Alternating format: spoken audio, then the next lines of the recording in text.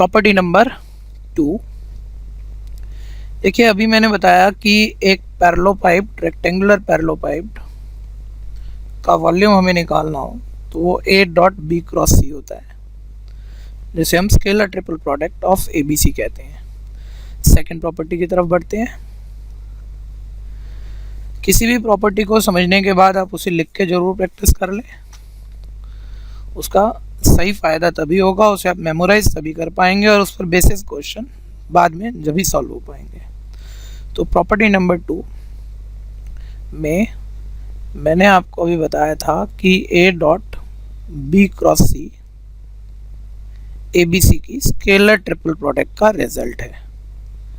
ध्यान देना, A dot B cross C, B dot C cross A या C dot A cross B के equal होता है।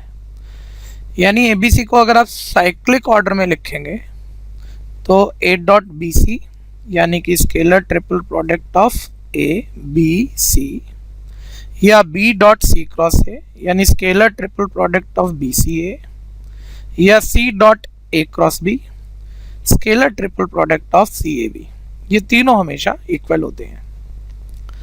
अब कोई स्टूडेंट यहाँ पर बोले कि इसमें पैटर्न उल्टा पुल्टा अगर हम कर दें, साइक्लिक ऑर्डर ना ले, तो रिजल्ट पे क्या कोई फ़र्क पड़ेगा?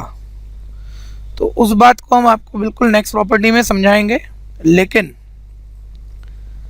इस रिजल्ट को सही मेमोराइज करने के लिए आप ये सर्कल पर जो ट्रिक मैं बोल रहा हूँ, इस ट्रिक को भी आप यूज़ कर सकते हैं। देखिए, ये मैंने एंटी क्लॉकवाइज डायरेक्शन में सर्कल पर ABC को लिखा।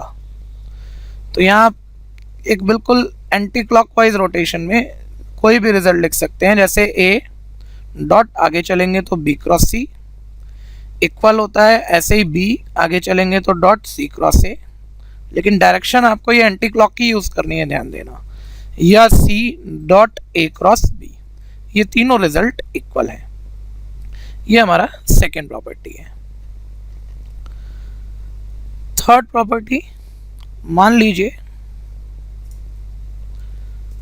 लीजिए या वेक्टर A को मैं A1 I cap plus A2 J cap plus A3 K cap लिख दूं।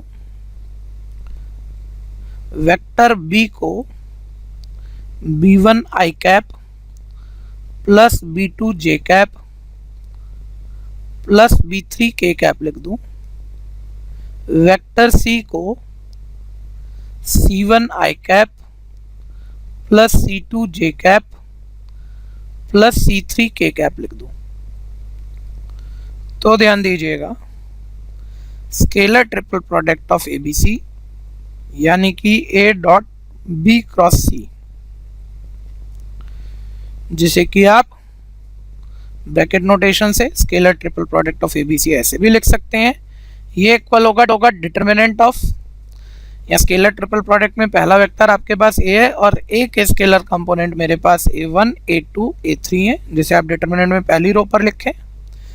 सेकेंड वेक्टर B है, जिसके स्केलर कंपोनेंट हमारे पास B1 B2 B3 है, जिसे आप सेकेंड रो पर लिखें।